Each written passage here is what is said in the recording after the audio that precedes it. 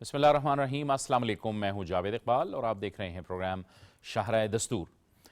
بے نظیر income support programme Pakistan کا سب سے بڑا سماجی فلاح و بہبود کا پروگرام ہے، جو کہ 2008 سے اس کا آغاز ہوا تھا اور پورے ملک میں جاری ہے۔ اور یہ ایک ایسا پروگرام ہے کہ جس کی نہ صرف ملکی سطح پر بلکہ عالمی سطح پر جو عالمی مالیاتی ادارے ہیں وہ بھی اس کو قابل ستائش قرار دیتے ہیں، وہ اس کی تعریف کرتے ہیں۔ اس کی شفافیت کے حوالے سے، اس کے نظم و ضبط کے حوالے سے وہ ہمیشہ اس کی تعریف کرتے ہیں، اور وہ ہمیشہ سے یہ کہتے ہیں کہ حکومت نے جس انداز میں ان لوگوں تک ایکسس کیا ہے جو ظاہر ہے ضرورت مند ہیں اور جو کہ جن کو کوئی مدد چاہیے اور جو حق رکھتے ہیں، ان تک بڑے مؤثر طریقے سے حکومت پہنچی ہے۔ اور ہم نے دیکھا ہے کہ کئی سال ہو گئے یہ پروگرام جاری ہے، اور ہر سال اس کے بجٹ میں بھی اضافہ کیا جاتا ہے۔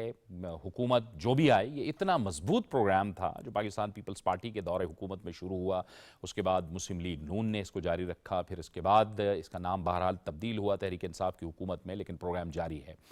اب اس کے ساتھ ساتھ اس کے تحت بہت سے دیگر پروگرام بھی شروع کیے گئے۔ بے نظیر نشوونما پروگرام اسی کے تحت چلنے والا ایک اور پروگرام ہے جو بڑی کامیابی سے جاری ہے، اور اس میں خصوصی طور پہ پورے پاکستان میں جو فوکس کیا گیا، اور یہ ایک بڑا عالمی مسئلہ بھی ہے، وہ ہے بچوں میں غذائی کمی کے حوالے سے۔ اس کے ساتھ ساتھ بچوں کے قد میں جو کمی واقع ہوتی ہے، یا پھر ان کی جس کو ہم سٹنٹنگ کہتے ہیں، اور یا پھر ان کے وزن میں جو کمی واقع ہوتی ہے، تو اس حوالے سے یہ پروگرام جو ہے وہ بڑی کامیابی سے جاری ہے، اور پورے پاکستان میں اس حوالے سے کوشش کی جا رہی ہے۔ آج ہمارے اس پروگرام میں خصوصی طور پر ہم نے دعوت دی ہے اسی پروگرام یعنی بے نظیر نشوونما پروگرام کے سربراہ ڈائریکٹر جنرل NSER جناب ڈاکٹر عاصم اعجاز کو۔ ڈاکٹر عاصم صاحب، آپ کا بہت شکریہ اور خوش آمدید کہتے ہیں۔ آپ کا شکریہ مجھے انوائٹ کرنے کے لیے، بہت شکریہ۔ Thank you. ڈاکٹر صاحب، آپ یہ فرمائیے گا کہ ظاہر ہے کہ یہ ایک بہت بڑا پروگرام ہے بے نظیر انکم سپورٹ پروگرام، 2008 سے یہ جاری ہے، لیکن ہم دیکھ رہے ہیں کہ اس بار یہ جو بے نظیر نشوونما پروگرام ہے، جو کم و بیش اس کو 4 سے 5 سال ہو گئے ہیں یہ اس کا آغاز ہوا ہے، کیوں ہم نے سوچا کہ یہ پروگرام ضروری ہے؟ جی تھینک یو ویری مچ جی، یہ انتہائی ایک اہم ٹاپک کی طرف جی آج آپ نے یہ پروگرام کا انعقاد جو کیا ہے۔ دیکھیں، جیسے آپ نے فرمایا کہ 2008 سے یہ پروگرام سٹارٹ ہوا تھا، اور 16 سال آج بے نظیر انکم سپورٹ پروگرام کو ہو چکے ہیں۔ تو ان 16 سال میں ہم نے بہت سارے سٹیجز سے ہم گزرے، ہماری اپنی لرننگز ہوئیں، اور ہم نے انٹرنیشنلی بھی جو بیسٹ پریکٹسز ہیں ان کو بھی دیکھا اور ان کو اڈاپٹ کیا۔ 16 سال کے جو ہمارا ایکسپیرینس تھا، اس میں انیشیلی یہ پروگرام جب سٹارٹ ہوا تھا تو بے نظیر کفالت پروگرام کے نام کے ساتھ سٹارٹ ہوا تھا، اور اس میں ہم لوگوں کو اسسٹ کرتے تھے سہمائی سٹائپنڈ کی صورت میں، جو کہ ایک ریاست کی ذمہ داری ہے کہ اگر کوئی انڈر پریولیج سیگمنٹ ہے اس سوسائٹی کا جو ڈیزرو کرتا ہے، تو جن کی مالی وسائل بہت کم ہیں اور وہ اپنے اخراجات کو پورا نہیں کر سکتے، تو اس کے لیے بے نظیر کفالت پروگرام کا اجرا کیا گیا تھا 2008 سے۔ پھر وقت کے ساتھ ساتھ پروگرام نے اپنے آپ کو ایکسپینڈ کیا، ضروریات محسوس کیں، تو پھر تعلیمی وظائف، بے نظیر تعلیمی وظائف کو بیچ میں انکارپوریٹ کیا گیا، کیونکہ جو لوگ جو اگر فوڈ افورڈ نہیں کر پا رہے تو وہ تعلیم بھی افورڈ نہیں کر سک رہے تھے، تو پھر اس لیے بیچ میں تعلیمی وظائف کو انٹروڈیوس کرایا گیا اور بچوں کو بیچ میں اس پروگرام میں انرول کیا گیا۔ اور اس وقت تقریباً کوئی 11.6 ملین بچے اس وقت تعلیمی وظائف کے انڈر انرولڈ ہیں۔ پھر ایک اور لرننگ ٹائم کے ساتھ ساتھ آئی جب 2020 میں گورنمنٹ کا اس طرف بہت دھیان آیا کہ جو ورلڈ وائڈ ایک سٹنٹنگ، جیسے آپ نے کہا کہ نشوونما میں اس کی کمی آ رہی تھی، بچوں کے قد میں کمی آ رہی تھی، اور اٹس ناٹ اونلی قد جی، میں عرض کروں یہ اوورآل اس کی جتنے بھی گروتھ پیرامیٹرز ہیں وچ انکلوڈز اس کا انٹیلیجنس لیول ایون، تو ایک بچہ جس کو ارلی ایج میں اگر پراپر اس کی بڑھوتری نہیں ہوتی تو اس کا مائنڈ بھی اس طرح سے گرو نہیں کرتا، اس کا IQ لیول بھی اس طرح سے گرو نہیں کرتا۔ تو یہ ریئلائز کیا گیا کہ ہمیں بے نظیر انکم سپورٹ پروگرام کے انڈر اب نشوونما کا بھی ایک علیحدہ سے سیگمنٹ اچھا، یہ پوری دنیا میں یہ ہے، لیکن پاکستان کے اندر یہ مسئلہ جو ہے یہ کتنا تشویشناک ہے ڈاکٹر صاحب؟ میں عرض کرتا ہوں جی، اگر آپ سٹیٹسٹکس کی بات کریں نا تو اس وقت 40.6% بچے स्टंटिंग का शिकार हैं। तो हम अगर आसान ज़बान में कह सकूं कि हर दूसरा बच्चा तकरीबन इस वक्त स्टंटिंग का शिकार है, और इसी वजह से इस प्रोग्राम को स्टार्ट किया गया। अच्छा, इसमें ये नहीं है कि ये स्टंटिंग सिर्फ और सिर्फ अंडर प्रिविलेज सेगमेंट में है, ये स्टंटिंग अच्छे खासे रिचेस्ट तबके में भी हम ऑब्जर्व करते हैं, लेकिन उसका जो एलिमेंट है वो गरीबी नहीं है, वो गुर्बत नहीं है, वो अवेयरनेस ना होना है। तो इसलिए ये जो नशोनुमा प्रोग्राम है, इसमें हम अवेयरनेस कैंपेन्स भी साथ साथ चलाते हैं ताकि सोसाइटी के हर सेगमेंट तक ये बात पहुँचे कि प्रेगनेंसी के दौरान और बच्चे के पहले 2 साल के दौरान उनको क्या क्या हिफाजती तदाबीर अपनानी है, उनको खुराक में क्या लेना है, उनको कौन कौन से डूज एंड उनको पता हो कि क्या करना है और क्या नहीं करना। मिसाल के तौर पे अगर खुराक की हम बात करते हैं तो हम अपने जो इस वक्त हमारे 1.9 मिलियन बेनिफिशरीज इस वक्त एक्टिवली बेनज़ीर नशोनुमा में भी रोल हैं, और ये 10 मिलियन बेनिफिशरी जो कि कफालत प्रोग्राम हैं उसी के ही अंडर आते हैं, जो कि हमला ख़वातीन होती हैं, तो फिर उनको हम नशोनुमा की भी असिस्टेंस देते हैं। वो असिस्टेंस क्या है? एक तो उनको हम स्पेशलाइज्ड न्यूट्रिशियस फूड देते हैं, SNF उसको कहा जाता है। ये सप्लीमेंट्स हैं जो कि उसकी प्रेगनेंसी की, हमल के दौरान की रिक्वायरमेंट्स को पूरा करते हैं। एक तो ये हम उनको प्रोवाइड करते हैं। दूसरा, हमने कंपल्सरी रखा हुआ है क्योंकि हम ये जो कफालत प्रोग्राम के अलावा हमारा जो प्रोग्राम भी है वो कंडीशनल कैश ट्रांसफ़र का प्रोग्राम है, मतलब कि उस पर कंडीशन अप्लाई होती है। तो नशोनुमा प्रोग्राम में जो कंडीशन अप्लाई होती है वो ये है कि एक तो उस लेडी ने मंथली चेकअप्स कराने के लिए हमारे फैसिलिटेशन सेंटर्स पे आना है, और ये facilitation centres department of health के अंदर ही बने हुए होते हैं, जहाँ पर डॉक्टर्स अवेलेबल होते हैं और वो उनका प्रॉपर चेकअप करते हैं। तो अब एक तो ये कंपल्जन हो गई, कंडीशन हो गई कि उन्होंने रेगुलरली आके चेकअप्स करवाने हैं।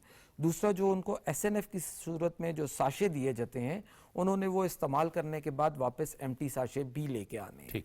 और तीसरा यह है कि अगर इन्फेंट है, जो नवमौलूद बच्चे हैं, तो उनका भी चेकअप और इम्यूनाइजेशन भी होती है, यानी इस प्रोग्राम के अंडर डिपार्टमेंट ऑफ हेल्थ के साथ मिलकर हम उनकी जो ज़रूरी टीका जात हैं हम वो भी उनको लगवाते हैं। तो ये एक होलसम अप्रोच है कि बच्चे को जो अभी इस दुनिया में आया, उसकी वालदा को 9 महीने के लिए, और न कि उसकी वालदा को बल्कि उससे पहले अब हम प्रोग्राम में एडोलेसेंट गर्ल्स, जो कि वो बच्चियाँ जो बलूगत की उम्र को पहुंच जाती हैं, हम उसी स्टेज से उनको इस प्रोग्राम का हिस्सा बना लेते हैं। अच्छा, इसमें डॉक्टर साहब अगर हम बात करें एक तो हामिला ख़वातीन के हवाले से भी बताइएगा कि उसमें क्या इक़दामात किए जा रहे हैं। फिर जाहिर है कि बच्चा जब दूध पीता है तो 6 माह गुजरते हैं, उसके बाद जब हम बात करते हैं कि बच्चे को कोई सॉलिड फूड भी देना चाहिए, इस हवाले से भी इसमें जाहिर है कि बहुत सी चीज़ें होंगी, इक़दामात होंगे, अवेयरनेस होगी, उसके लिए आप लोग क्या कर रहे हैं? मैं अर्ज़ करता हूँ जी, BISP जी, इसका जो इम्प्लीमेंटेशन का तरीक़ाकार है, इसमें जो तावन हासिल है हमें, वो ADB, एशियन डेवलपमेंट बैंक और वर्ल्ड बैंक का तो माली मुआवनत तो हासिल है ही है। इसके अलावा जो हमारे इम्प्लीमेंटिंग पार्टनर्स हैं जिन्होंने इस नशोनुमा प्रोग्राम को फील्ड में चलाना है, वो हमारे तमाम इंटरनेशनल पार्टनर्स हैं। मिसाल के तौर पे वर्ल्ड फूड प्रोग्राम है, यूनिसेफ है और WHO है। अब जैसे आपने कहा कि इनके लिए हम करते क्या हैं, WFP ने जो हमारे इस वक्त पूरे पाकिस्तान में 542 फैसिलिटेशन सेंटर्स कायम किए गए हुए हैं बेनज़ीर नशोनुमा फैसिलिटेशन सेंटर्स के नाम से। WFP उनको मैनेज करता है, और WFP और यूनिसेफ जो सप्लीमेंट फीडिंग है इसमें हमें मुआवनत देते हैं। ये सप्लीमेंटेशन जो है ये हम अपने इम्प्लीमेंटिंग पार्टनर्स के थ्रू ही उसको अपने जो बेनिफिशरीज हैं उन तक पहुंचाते हैं।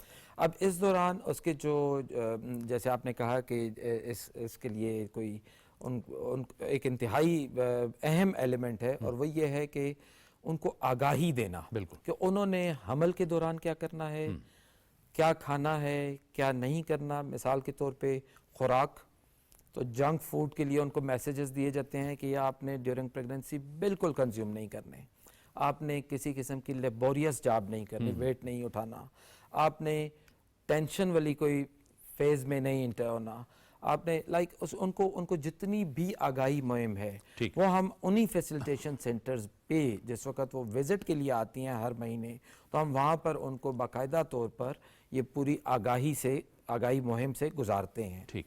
इसके अलावा हमने यूनिसेफ के तावन से सोशल बिहेवियर चेंज कंपोनेंट भी इंट्रोड्यूस किया है, ठीक। ताकि देखें इससे पहले तो जैसे आप बखूबी वाकिफ़ हैं कि पहले हमल के दौरान औरतों को हॉस्पिटल लाना ये कॉमन था ही नहीं। बिल्कुल सही। अब हमने इसके लिए एक शऊर पैदा करना शुरू किया है और सोशल बिहेवियर चेंज कंपोनेंट के थ्रू बाकायदा उनकी काउंसलिंग की जाती है, उनके मर्दों की काउंसलिंग की जाती है कि ये क्यों ज़रूरी है आपके लिए, इनके चेकअप्स क्यों ज़रूरी हैं, क्योंकि जो अगली आने वाली नस्ल है ये पहले दिन की कंसेप्शन से ही शुरू हो रहा है, और अगर इस स्टेज में ये एक दफ़ा इफेक्ट हो गया तो ये इर्रिवर्सिबल है। ये आइंदा आप बड़ी एज में बच्चे को अगर 2 साल के बाद आप जितनी भी उसके बाद उस पर ख्वारी कर लेंगे, ये इर्रिवर्सिबल फैक्टर है जिसको आप दोबारा ठीक नहीं कर पाएंगे। मिसाल के तौर पे अंडरवेट होना उस बच्चे का, स्टंटिंग उसकी, ग्रोथ ना होना, उसके बहुत सारे लाइक आईक्यू लेवल मैंने जैसे आपको कहा उसका वो डिक्रीज कर जाता है। तो हम उन मर्दों को भी ये शऊर देते हैं, उन औरतों को भी ये शऊर देते हैं कि ये विजिट्स आपके लिए क्यों जरूरी है। अच्छा, ये सप्लीमेंट्स जो हम आपको दे रहे हैं ये आपके लिए क्यों जरूरी है। अच्छा डॉक्टर साहब, इसमें ज़ाहिर है कि अगर ग़िज़ाई क़िल्लत का सामना है बच्चों को तो उसमें कुछ कम होंगी, कुछ ज़्यादा होंगी।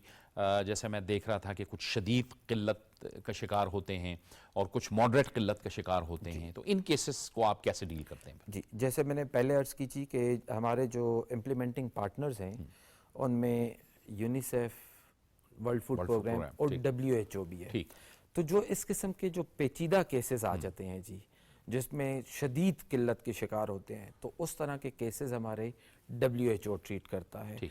नेशनल स्टेबलाइजेशन सेंटर्स बनाए हुए हैं मुल्क में मुख्तलिफ जगहों पर, और WHO के पास उन बच्चों को रेफ़र कर दिया जाता है और WHO उनकी बाकायदा तौर पर ट्रीटमेंट भी करता है और उनको थेराप्यूटिक फूड, RUTF उसको कहते हैं, ready to use therapeutic food, वो उनको प्रोवाइड करते हैं, जो कि उनकी उस शिद्दत में कमी लाने में खासा मौसर साबित होता है जी। अच्छा डॉक्टर साहब, अब कुछ ज़रा बताइएगा कि ये काम तो जारी है, एक अरसे से काम जारी है, लेकिन कुछ आपकी ज़ाहिर है कि आपने जो काम किया होगा कुछ सक्सेस स्टोरीज़ भी होंगी, उस हवाले से भी ज़रा हमें ब्रीफली बताइएगा, ब्रेक से हमें चूँकि फिर ब्रेक पे जाना है। जी देखिए जी, सक्सेस स्टोरीज़ तो ये जो 3.2 मिलियन बेनिफिशरीज़ हैं ना, ये सारे सक्सेस स्टोरीज़ हैं हमारे। अच्छे, क्योंकि जो आपके पास जो रजिस्टर होते हैं, क्योंकि देखिए जी, जो मैंने पहले अर्ज़ की कि जो कफ़ालत प्रोग्राम में रजिस्टर होता है, ठीक है, वही जब ड्यूरिंग प्रेगनेंसी नशोनुमा में रजिस्टर हो जाते हैं।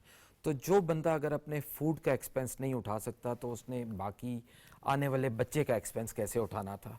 तो ये सक्सेस स्टोरी इसलिए है कि अगर इसको सरकार अपनी जिम्मेदारी को महसूस करते हुए इनको नहीं लेती, इनकी निगहदाश्त अपने ज़िम्मे नहीं लेती, तो ये सारे के सारे स्टंटेड ही बच्चे पैदा होने थे, हमल ज़ाया हो जाने थे। और जो औरतें हैं वो, आप हमारे पास जब केसेस आते हैं तो एक दुनिया है जो कि एनीमिक होती हैं, स्पेशली जो बच्चियां हैं उनमें खून की इंतहाई कमी है। तो इसीलिए हमने एडोलेसेंट गर्ल्स जो बलूगत के करीब जा रही हैं, हमने उनको भी बीच में शामिल कर दिया है कि ना सिर्फ जब वो प्रेग्नेंट हो जाएं तो उनको बीच में प्रोग्राम में शामिल करें, उससे पहले का वो फेज़ जिस वक्त वो बलूगत की एज को पहुंची हैं और फिर जिस वक्त उनकी शादी होनी है, इस पूरे उसमें टेन्योर में लाइक कोई 7, 8, 10 साल होते हैं, तो इन 8-10 साल में भी उसकी प्रॉपर ग्रोथ को इंश्योर किया जा सके। तो WHO जो एक्सट्रीम केसेस हैं उनको डील करता है, और हम ये जो देखिए सरकार पाकिस्तान इस वक्त हुकूमत पाकिस्तान जो है ये 104 बिलियन रुपीस नशोनुमा पे अभी तक लगा चुकी है। ठीक, इस साल का भी हमारा बजट 40 बिलियन से ऊपर का है, 40 अरब रुपए से ऊपर का है। तो ये जो 104 अरब रुपए लगाए हैं, ये 3.2 मिलियन बच्चों और औरतों को इस परेशानी से बाहर निकालने की गारंटी थे। बिल्कुल ठीक। तो हमारे पास ये 3.2 मिलियन सारे के सारे सक्सेस स्टोरी है। बहुत शुक्रिया, बहुत शुक्रिया। और ڈاکٹر عاصم صاحب، آپ ایک تو مبارکباد بھی پیش کرتے ہیں اور آپ کی کوششوں کو ہم سراہتے ہیں، اور آپ کو آپ کی جو فیوچر انڈیورز ہیں اس میں وش بھی کرتے ہیں، اور یقینی طور پر بے نظیر انکم سپورٹ پروگرام بہت بڑا پروگرام ہے جس کے تحت بے نظیر نشوونما پروگرام ہے۔ یہ پاکستان کے وہ بچے جو غذائی قلت کا شکار ہیں اور اس کے نتیجے میں پھر وزن میں کمی، قد میں کمی جیسے معاملات ہوتے ہیں، جیسے مسائل پیدا ہوتے ہیں، اس کو ختم کرنے کے حوالے سے آپ کی کوششوں کی ہم تعریف بھی کرتے ہیں اور خراج تحسین بھی پیش کرتے ہیں۔ آپ کا بہت بہت شکریہ ڈاکٹر صاحب، آپ تشریف لائے۔ ہمیں ایک بریک کی طرف جانا ہے اور بریک کے بعد کچھ اور موضوعات پر بات ہوگی۔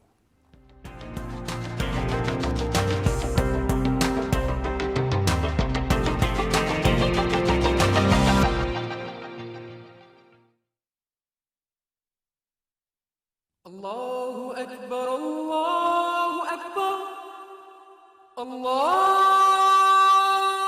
أكبر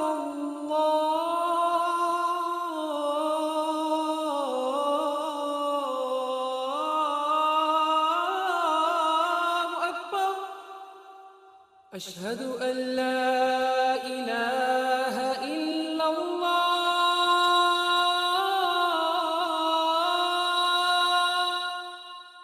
أشهد أن لا إله إلا الله أشهد أن محمد رسول الله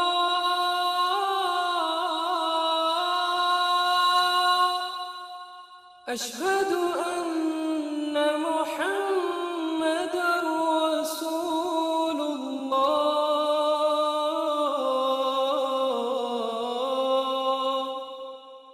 حي على الصلاة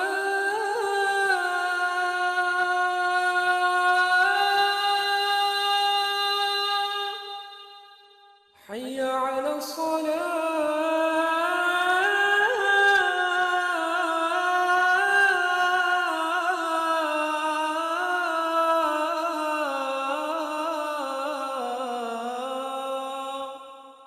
حي على الفلاح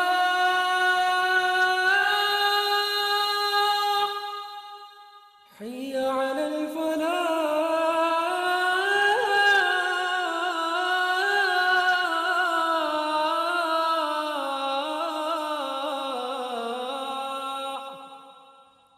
الله أكبر الله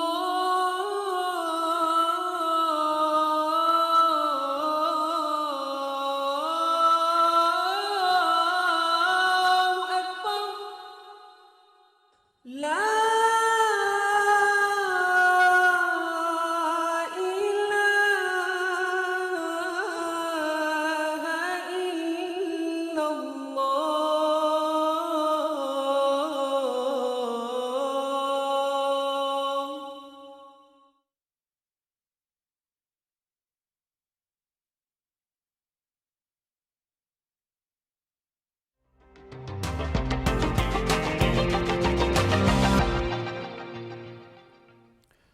بریک کے بعد ایک بار پھر آپ کو خوش آمدید کہتے ہیں۔ بریک سے پہلے بچوں کے حوالے سے، بچوں کی صحت کے حوالے سے بات ہو رہی تھی، تو آج پوری دنیا میں چائلڈ لیبر کے خلاف عالمی دن منایا جا رہا ہے۔ بچوں کے استحصال اور بچوں کے حقوق کا تحفظ کرنے کے حوالے سے اور بچوں کے خلاف جو استحصال ہو رہا ہے اس کو روکنے کے حوالے سے یہ دن بہت اہم ہے۔ آج کے دن صدر اور وزیر اعظم کے پیغامات بھی اس حوالے سے آئے۔ صدر آصف علی زرداری کا جو پیغام سامنے آیا ہے اس میں صدر کہتے ہیں کہ بچوں کے مستقبل کو محفوظ رکھنے کے لیے اجتماعی کوششیں کرنا ہوں گی۔ پاکستان نے بچوں کے استحصال کو روکنے اور چائلڈ لیبر کی روک تھام کے لیے کئی قوانین بنائے ہیں۔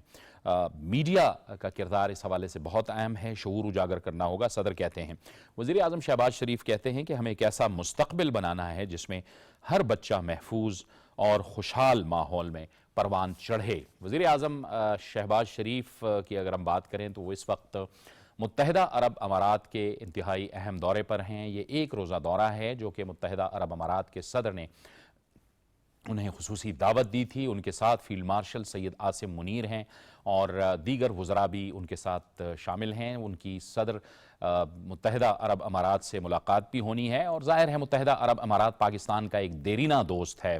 ایک تو پاکستانی بہت بڑی تعداد میں سعودی عرب کے بعد جو خلیجی ممالک میں کام کر رہے ہیں، اس میں دوسری بڑی تعداد میں متحدہ عرب امارات میں موجود ہیں، اور اس کے ساتھ ساتھ پاکستان کی معیشت کے حوالے سے بھی متحدہ عرب امارات کی بہت اہمیت ہے۔ ہر مشکل وقت میں متحدہ عرب امارات پاکستان کے ساتھ کھڑا ہوا ہے، اور حالیہ کشیدگی میں جو پاکستان اور بھارت کے درمیان ہوئی تھی، اس میں بھی اس کشیدگی کو کم کرانے میں متحدہ عرب امارات کا بھی اپنا ایک کردار ہے۔ تو آج وزیر اعظم کی وہاں پر اہم ملاقاتیں ہونی ہیں، اور ظاہر ہے پاکستان کی معیشت کے حوالے سے بھی کچھ اچھی خبریں ہیں۔ ظاہر ہے دوست ممالک پاکستان کے ساتھ کھڑے بھی ہیں، پاکستان کی مدد بھی کر رہے ہیں۔ انہی معاملات پر ہم بات کریں گے، اور اس کے لیے ہمیں جوائن کر رہے ہیں اسٹوڈیوز میں ہمارے ساتھ موجود ہیں سینئر صحافی اور تجزیہ کار جناب مہتاب حیدر۔ مہتاب حیدر صاحب آپ کو خوش آمدید کہتے ہیں، اور دفاعی تجزیہ کار بریگیڈیئر ریٹائرڈ مسعود احمد خان صاحب بھی ہمیں جوائن کر رہے ہیں۔ بریگیڈیئر صاحب آپ کا بھی بہت شکریہ۔ بریگیڈیئر صاحب ظاہر ہے یہ ایک اسپیشل کانٹیکسٹ میں دورہ ہو رہا ہے، وزیر اعظم ہیں، وزیر اعظم کے ساتھ فیلڈ مارشل سید عاصم منیر صاحب بھی ہیں، پاکستان کے جو اہم وزراء ہیں وہ بھی اس دورے میں ہیں۔ جی بریگیڈیئر صاحب۔ جی ہاں، میرے خیال میں بہت امپورٹنٹ ہے، اور جس طریقے سے دیکھیں کنٹینیوٹی ہم دیکھ سکتے ہیں کہ جس طرح شروع میں ترکیہ کا وزٹ ہوا، آذربائیجان کا، ایران کو، تاجکستان گئے ہیں، اس کے بعد سعودی عرب گئے ہیں، تو اب یو اے ای جا رہے ہیں، اور جس طرح کہ آپ نے بیان اسٹارٹ میں بتایا کہ ایک ہمارے ڈیپ روٹڈ ریلیشن ہے یونائٹڈ عرب ایمریٹس کے ساتھ۔ اور اس سال میں اگر ہم دیکھیں کہ جنوری میں اس وقت پریزیڈنٹ جو ان کے تھے جو پاکستان آئے تھے، رحیم یار خان میں یہاں سے پرائم منسٹر گئے تھے، ان سے ملے تھے، اور اس کے بعد فروری میں پرائم منسٹر گئے تھے دبئی میں، ان کو اسپیشل انہوں نے انوائٹ کیا تھا، ورلڈ گورنمنٹ سمٹ وہاں پہ ہو رہی تھی، تو وہاں جا کے انہوں نے ایک اسپیچ وہاں پہ کی تھی۔ پھر دیکھیں یو اے ای کے ساتھ ہمارے تعلقات کے اس لیے جس طرح آپ نے بتایا ہے کہ ایک one of the largest trading partner بھی ہے، اور ریمیٹنسز بھی one of the largest remittances ہے، جس طرح سعودی عرب کے بعد یہاں سے ہمارے پاس آتے ہیں۔ اور پھر اب ریسنٹ جو ڈیولپمنٹ ہم نے دیکھی ہے کہ ان کی انویسٹمنٹ ہم نے دیکھی ہے، مائنز اینڈ منرلس میں بھی ہے، اور اس کے بعد ایگریکلچر میں ہے۔ سو پاکستان کو ہمیشہ مشکل وقت میں انہوں نے بیل آؤٹ کیا ہے، اور یقیناً جب یہ وزٹ وہاں پہ گئے ہوں گے تو یقیناً اس کے علاوہ جو ریجنل صورتحال پہ بات چیت ہوئی ہوگی، پاکستان انڈیا کے ساتھ جو تعلقات کے ڈیولپمنٹس ہے اس پہ بات چیت ہوئی ہوگی، ریجنل سچویشن ہے، جو ڈیولپنگ سٹوری ہے ایران کے اندر جو کچھ ہو رہا ہے، جو کنفرنٹیشن ہے اسرائیل کے ساتھ ود ریسنٹ ڈیولپمنٹ، جو انٹرنیشنل اٹامک انرجی ایجنسی کے جو ریزولوشن پاس ہوئی ہے، اور اس کے بعد غزہ کی صورتحال ہے، یہ تمام وہ چیزیں یقیناً اس میں زیر بحث آئیں گے۔ اور اس کے علاوہ دیکھیں فیلڈ مارشل کا ساتھ جانا اس بات کی اعادہ ہے کہ ہمارے جو تعلقات ہے نہ صرف پولیٹیکل لیول پہ ہے، ملٹری لیول پہ ہے، ایک ٹرسٹڈ فنڈ ہے، جس طرح میں نے کہا ڈیپ روٹڈ تعلقات ان کے ساتھ ہمارے ساتھ رہے، اور مشکل وقت میں ہمارے انہوں نے سپورٹ کی ہے۔ تو میرے خیال میں ہم کہہ سکتے ہیں ایک اسٹریٹجک موو ہے پرائم منسٹر کی، جس طرح ریسنٹ انہوں نے دورے کیے ہیں، پاکستان کا ویو پوائنٹ جو تھا، اور جس طریقے سے ہمارا نیریٹو دنیا بھر میں مانا گیا ہے، جس طریقے سے اکنالجمنٹ ہو رہی ہے، اور جس طرح کہ دنیا بھر میں ابھی دیکھیں پریزیڈنٹ ٹرمپ نے 13 دفعہ تو پاکستان کو پریز کیا ہے، اور انہوں نے کہا کہ جو لوگ خوش ہوتے یا نہیں ہوتے ہیں، لیکن انہوں نے کہا پاکستان کی بڑی اچھی لیڈرشپ ہے۔ تو میرے خیال میں ان تمام تناظر میں جس طرح پاکستان نے ڈیلیور کیا ہے، اسپیشلی بنیاد میں محسوس میں مرفع حق میں، تو پاکستان کی کریڈیبلٹی ریلیونس بڑھ گئی ہے۔ بالکل ٹھیک ہے مہتاب حیدر صاحب، ظاہر ہے کہ اگر ماضی ہم دیکھیں تو پچھلے اگر آئی ایم ایف کے پروگرام میں دیکھیں تو اس میں دوست ممالک، ان میں متحدہ عرب امارات کا بھی بہت اہم کردار ہے۔ پھر پاکستان کے اندر سرمایہ کاری کے حوالے سے یا پاکستان کے ریزروز کے اندر پیسے رکھنے کے حوالے سے یو اے ای پاکستان کے ساتھ ہمیشہ کھڑا رہا ہے۔ تو یقینی طور پر یہ ایک تو اس کانٹیکس میں بھی ہے کہ جو کشیدگی ہوئی اس میں جو ہم پوری دنیا کو پیغامات بتا رہے ہیں، لیکن یہ تو ہمارے وہ دوست ممالک ہیں جو ہمیشہ سے پاکستان کے ساتھ کھڑے رہے ہیں۔ جی بسم اللہ الرحمن الرحیم۔ دیکھیں بنیادی طور پر بجٹ سے پہلے بھی آپ نے دیکھا کہ پرائم منسٹر، فیلڈ مارشل جو ہیں اور آرمی چیف جو ہیں ان کے ساتھ مختلف ممالک کا شکریہ ادا کرنے کے لیے گئے ہیں۔ پھر بجٹ درمیان میں آ گیا، بجٹ کے بعد اب دوبارہ سے جو قریبی ترین اور ٹرسٹڈ فرینڈز ہیں ان کے ساتھ جو ہے وہ دورے پہ گئے ہیں۔ آپ نے ذکر کیا آئی ایم ایف، تو میں آپ کو یاد دہانی کرواؤں کہ پرائم منسٹر نے جن 3 ممالک کا نام لے کے شکریہ ادا کیا تھا ان میں بھی ایک چائنا تھا، سعودی عرب تھا اور یو اے ای، تو ان کا شکریہ جو ہے وہ ادا کیا تھا۔ اور اس کے ساتھ ساتھ جو اس ٹائم ہمارے فارن ایکسچینج ریزروز ہیں اس میں بھی یو اے ای کی بڑی ایک اچھی کنٹریبیوشن $2 بلین کے لگ بھگ جو ہے وہ اس کے اندر موجود ہے. اور اس سے بڑی بات جو ہے میں آپ کو بتاؤں کہ اگر آپ دیکھیں تو پچھلے 2 سالوں کے دوران پاکستان میں کوئی 10 سے 11 بلین ڈالرز ریمیٹنسز کے اندر اضافہ ہوا ہے. یہ 27 بلین ڈالرز پہ تھیں. اس سال جو اینڈ جون ہے وہ ایکسپیکٹڈ یہ ہے کہ 37 سے 38 بلین ڈالرز کے درمیان ہوں گی. تو یہ جو گلف کنٹریز ہیں ان کی کنٹریبیوشن اس کے اندر سب سے زیادہ ہے. اس میں پہلے نمبر پہ سعودی عرب ہے, دوسرے نمبر پہ یو اے ای ہے, باقی ممالک بھی شامل ہیں.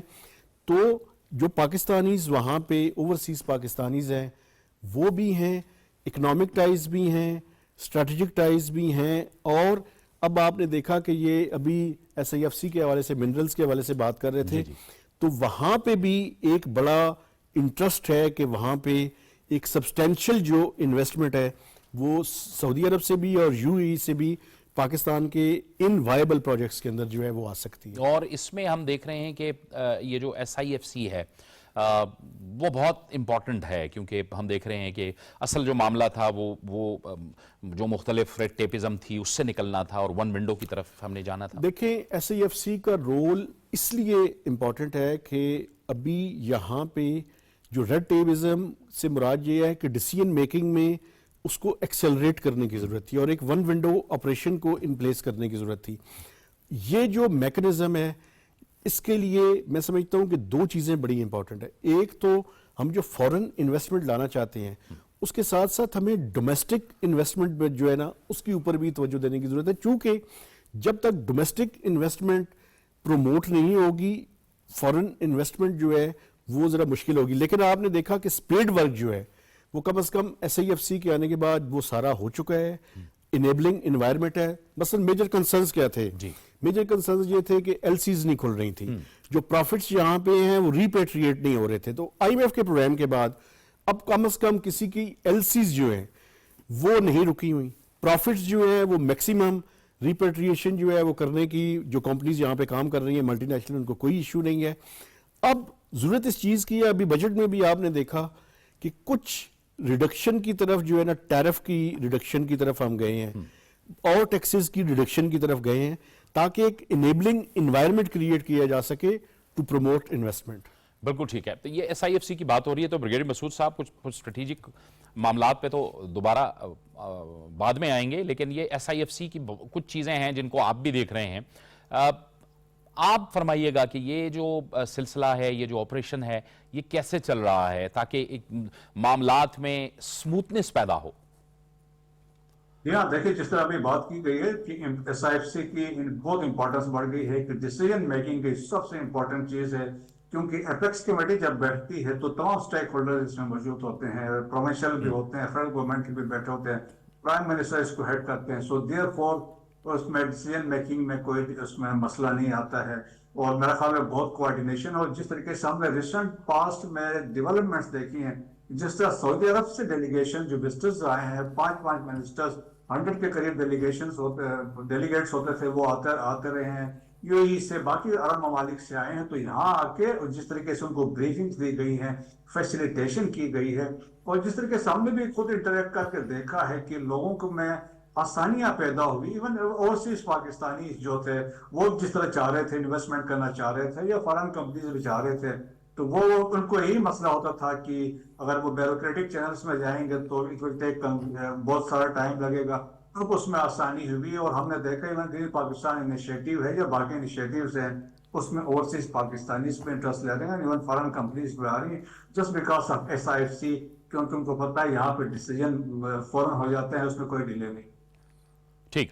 مہتاب حیدر صاحب, یہ جو حالیہ کشیدگی ہوئی ہے اور جس طرح سے پاکستان نے اس میں گرایا ہے بھارت کو, پوری دنیا جو ہے اس پر بات کر رہی ہے, پوری دنیا کا میڈیا, ڈپلومیٹک سرکلز میں حکومتیں, بھارت جو ہے وہ اپنے آپ کو پیٹ رہا ہے کہ ہماری فارن پالیسی کو کیا ہو گیا ہے. اس میں امپورٹنٹ بات ایک تو آئی ایم ایف کی تھی کہ آئی ایم ایف کے ساتھ جو ہمارے معاملات چل رہے تھے اس میں جو انڈیا کے ایگزیکٹو ڈائریکٹر تھے انڈیا سے تعلق رکھنے والے، ان کے سارے ان کی شیطانی کے باوجود بھی آئی ایم ایف نے ان کو لفٹ نہیں کرائی. تو کیا ہم دیکھ رہے ہیں کہ پاکستان کی معیشت کے حوالے سے اور خاص کر عالمی مالیاتی ادارے ورلڈ بینک اور ان کو بھی کانٹیکس میں لے کے کیا کچھ ہو رہا ہے ہمارے لیے؟ دیکھیں یہ بڑی امپورٹنٹ جو ہے وہ آپ کا کوسچن ہے. دیکھیں بنیادی طور پر انڈیا نے دو ایسی چیزیں ہیں جہاں پہ انہوں نے کوشش کی ہے.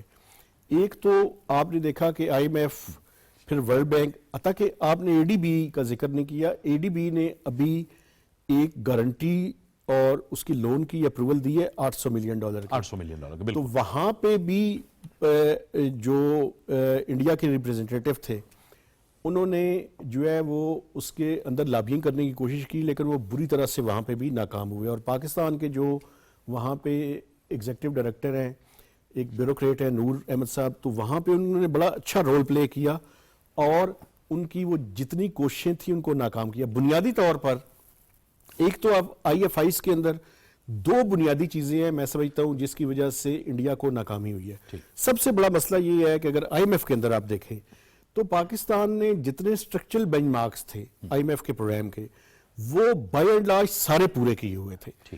تو جب آئی ایم ایف کا انہوں نے دیکھا کہ ایک پورا پہلے تو کوشش انہوں نے کی کہ ایجنڈے کے اوپر ہی پاکستان کا کیس نہ آئے. جب ایجنڈے کے اوپر آ گیا تو اس نے پھر ان کی کوشش تھی کہ اس کو ڈراپ کیا جائے. لیکن یہ انٹرنیشنل فائنینشیل انسٹیٹیوشنز کی کریڈیبلٹی کا بھی ایشو ہے کہ انہوں نے دیکھا کہ ایک ملک ہے جس نے تمام چیزوں کو اسٹرکچرل بینچ مارکس کو اور کوانٹیٹیو جتنے ٹارگٹس تھے انہیں پورا کیا ہوا ہے. تو اگر ہم پولیٹیکل بیسس کی بنیاد پہ یہ فیصلے کرنے شروع کر دیں گے تو ان کی اپنی کریڈیبلٹی کے اوپر بھی فرق آئے گا. تو بنیادی طور پر انہوں نے وہاں پہ انہیں ناکامی ہوئی ہے. دوسری جو بات ہے وہ یہ ہے کہ فائنینشیل ایکشن ٹاسک فورس جو فیٹف ہے وہاں پہ آپ نے دیکھا کہ ماضی میں انڈیا نے بڑی لابینگ کی اور پاکستان کو گرے لسٹ کے اندر شامل کیا، لیکن وہاں سے بھی ہم گریجویٹ کر کے جو ہے وہ باہر نکلے ہیں. اور اس کے لیے ایک پورا انسٹیٹیوشنل میکنزم جو ہے وہ پاکستان نے ڈیولپ کیا ہے اور اس کے اوپر ڈیلیور بھی کی ہے. تو ایک طرف تو وہ ایف اے ٹی ایف کے اندر جو ہے وہ دوبارہ سے کوششیں کر رہے ہیں، دوسرا آئی ایف آئیز کے اندر کوششیں کر رہے ہیں.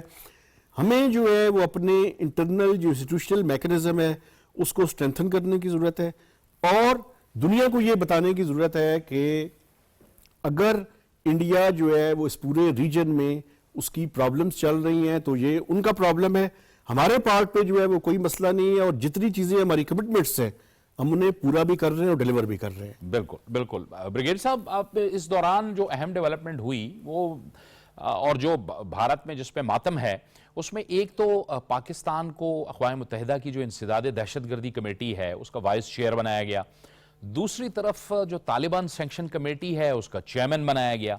پھر وہاں پہ یہ بھی بات ہو رہی ہے کہ ہمارے وزیر اعظم تو ملک کے اندر روڈ شو کر رہے ہیں جبکہ پاکستان کے وزیر اعظم اور فیلڈ مارشل سید عاصم منیر وہ اس وقت دوست ممالک کے دوروں پر ہیں اور وہ وزٹس کر رہے ہیں، شکریہ ادا کر رہے ہیں جو پاکستان کے ساتھ کھڑے رہے.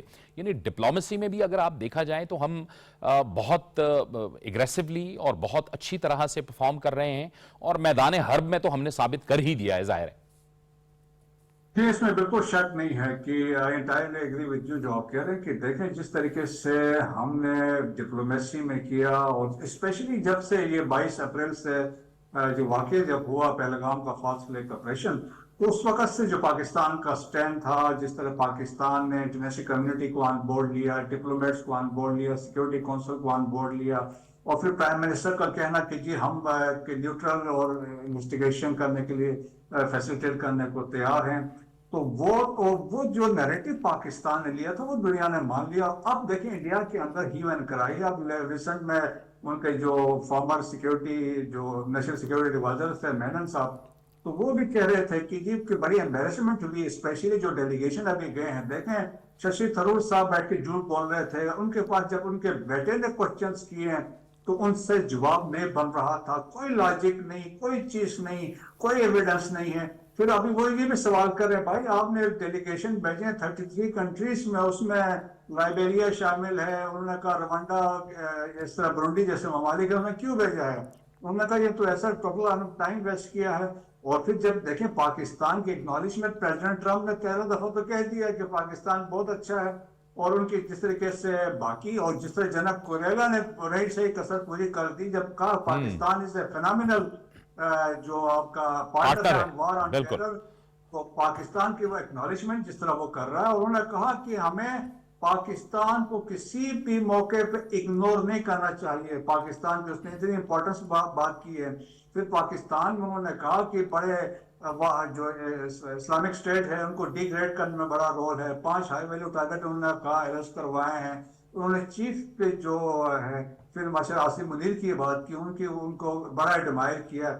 सो देखिए दुनिया में न सिर्फ मिलिटरीली हमने साबित किया, डिप्लोमेसी में किया, और मेरा ख्याल में जिस तरीके से बिलावल भुट्टो ने लीड किया है, जिस तरीके से उन्होंने प्रेस कॉन्फ्रेंसेस किए हैं, क्वेश्चंस के जवाब दिए हैं, वो बहुत जबरदस्त किस्म के थे कि उनके ग्रिप सब चीजों पे थी, उनको नॉलेज भी था।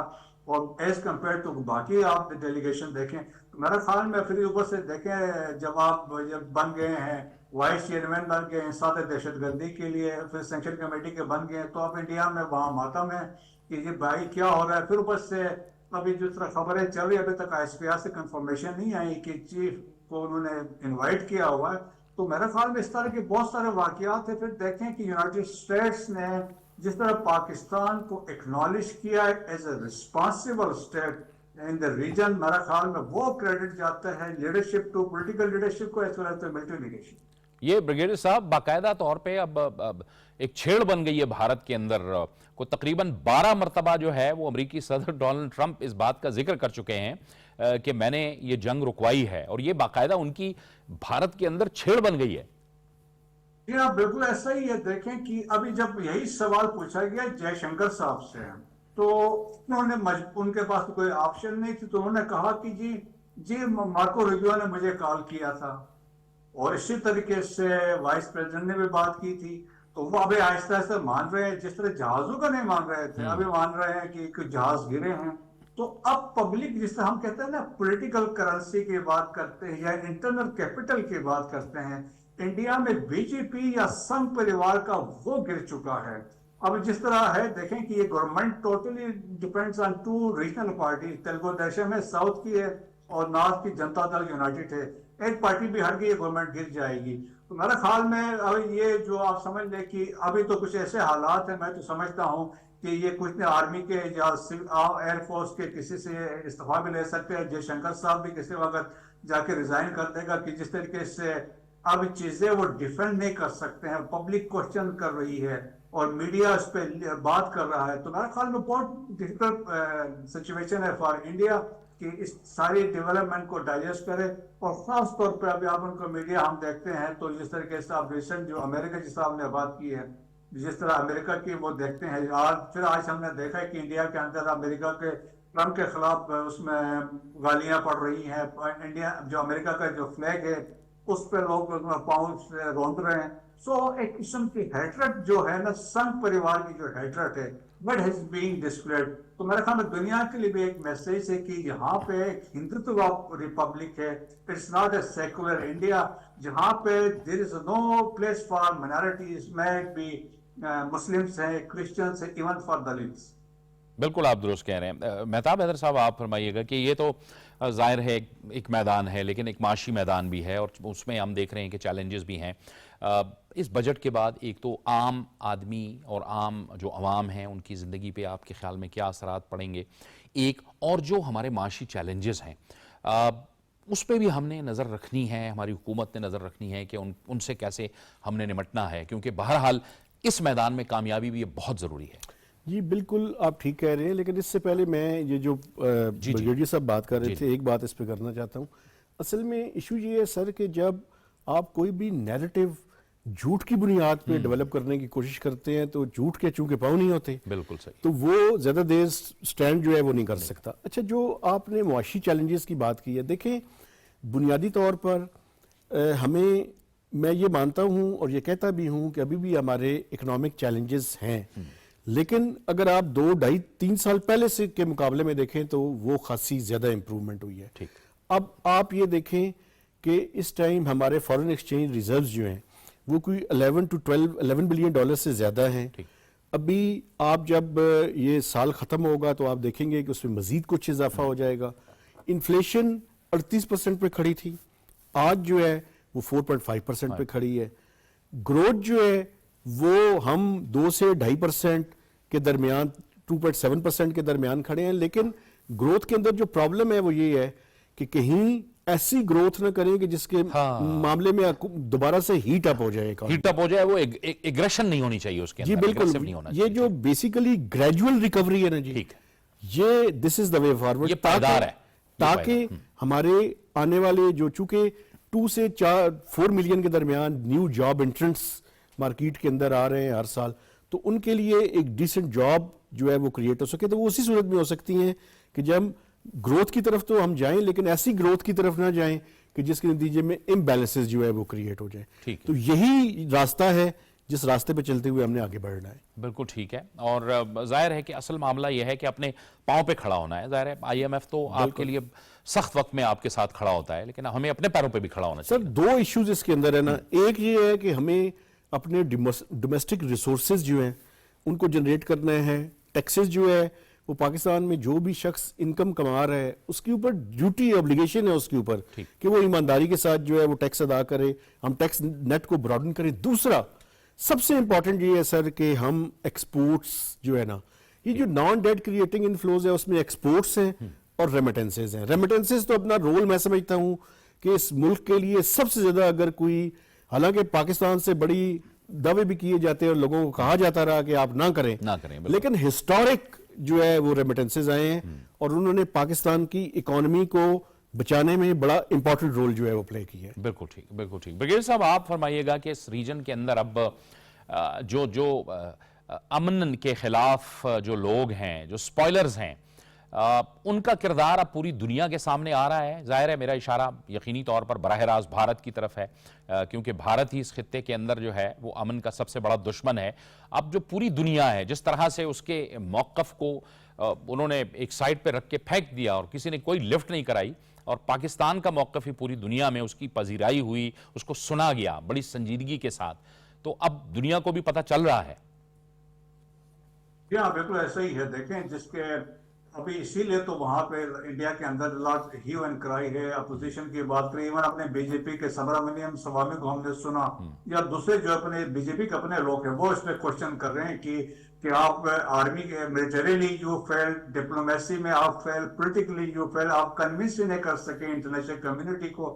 لیکن ایٹ دی سیم ٹائم دیکھیں جس طرح وار مونگرنگ ابھی بھی ہو رہی ہے، جس طرح سے تواتر کے ساتھ بیانات آ رہے ہیں، مودی صاحب کہتے ہیں پاس ہو گیا ہے، راجناتھ سنگھ کچھ اور کہہ رہا ہے، امیت شاہ کچھ اور کہہ رہا ہے، ان کے آرمی چیف جا کے ایک پنڈت سے ملے ہیں، تو مطلب ایک قسم کا میسیجنگ دینے کی کوشش کر رہے ہیں، but at the same time ان میں اب اتنی کوئی وہ جرت نہیں ہے کہ وہ پاکستان پہ کچھ کر سکیں، لیکن یہ ریٹرک بیان بازی ضرور کر رہے ہیں، but they are getting weapons اور اکوپمنٹ۔ اس طریقے سے ابھی 33,000 کروڑ کے ویپنز انہوں نے لینا ہے، جس میں بہت سارے ایئر ڈیفنس سسٹم ہیں، ایک ہائپر سپر سونک میزائل کا بھی تجربہ بھی کرنے جا رہے ہیں، سو اس طرح بھی ایک میسیجنگ کر رہے ہیں۔ But at the same time دیکھیں پاکستان نے یہ ثابت کر دیا، جب ہم نے دے نیور ایکسپیکٹڈ پاکستان ایسا کرے گا، جب ہم نے 26 اسٹریٹجک ٹارگٹس کو ہٹ کیا، آپ کے فتح 1 فتح 2 گیا، آپ کی ایئر فورس نے جس طرح مارکا مارا ہے، مطلب وہ تو کوئی اس کا بیان نہیں کر سکتے، پھر آپ کے ایئر ٹروپس نے ایل او سی کے اوپر جو پرفارمنس دی ہے، سو دنیا مان گئی ہے۔ دیکھیں نا کہ دنیا نے پاکستان کو اب کہتے ہیں ہائیفینیٹ کر دیا، اور دیٹس وائی انڈیا میں they are opposing وہ کہہ رہے ہیں کہ ہائیفینائزیشن پالیسی جو یو ایس اے کی ہے اس پہ وہ اعتراض کر رہے ہیں، وہ کوشش کر رہے تھے ڈی ہائیفینیٹ کریں، لیکن پاکستان نے اپنا آپ کو اسٹیبلش کیا اور ری ہائیفینیٹ ہو گیا۔ ایٹ پار ابھی پاکستان کو دیکھا جا رہا ہے اکراس دی گلوب۔ سو میرے خیال میں پاکستان کی وہ کامیابی ہے، اور میرے خیال میں اللہ کے بعد آپ کی لیڈرشپ ہے، چاہے وہ پولیٹیکل لیڈرشپ ہے چاہے ملٹری لیڈرشپ ہے، انہوں نے یہ ثابت کر دیا ہے کہ پاکستان ایک خوددار قوم ہے، اور پاکستان ایک جو ہے اپنی سالمیت پہ اور ٹیریٹوریل انٹیگریٹی پہ کوئی کبھی کمپرومائز نہیں کرے گا، چاہے کوئی بھی ملک۔ بالکل ٹھیک، بالکل ٹھیک، بہت بہت شکریہ ब्रिगेडियर मसूद अहमद खान साहब आपका और मेहताब हैदर साहब आपका, आपने हमें ज्वाइन किया और यकीनी तौर पर पाकिस्तान साबित किया है, जैसे ब्रिगेडियर साहब ने फरमाया कि पाकिस्तान किसी भी सूरत में अपनी सलामती पर कोई समझौता नहीं करेगा। पाकिस्तान हमेशा से सच की आवाज़ उठाता रहा है और अपना जो मौक़िफ़ है वो सही मौक़िफ़ दुनिया के सामने पेश करता रहा है और अब भी कोशिश कर रहा है कि उसकी आवाज़ में मज़ीद क़ुव्वत आए। एक जानिब बिलावल भुट्टो ज़रदारी एक डेलीगेशन को लीड कर रहे हैं, अमेरिका गए, अब इस वक्त वो यूरोप में हैं, और दूसरी तरफ हम देख रहे हैं कि वज़ीर आज़म अपनी काबीना के साथ field marshal Syed Asim Munir army chief के साथ वो मुख्तलिफ ममालिक के दौरे कर रहे हैं और अब भी वो मुत्तहिदा अरब अमारात के दौरे पर हैं।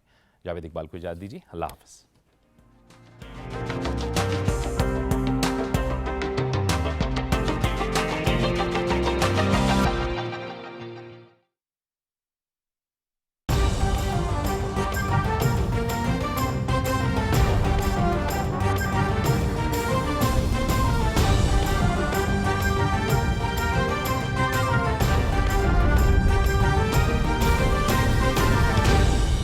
दुरुस्त हर वक्त बर वक्त।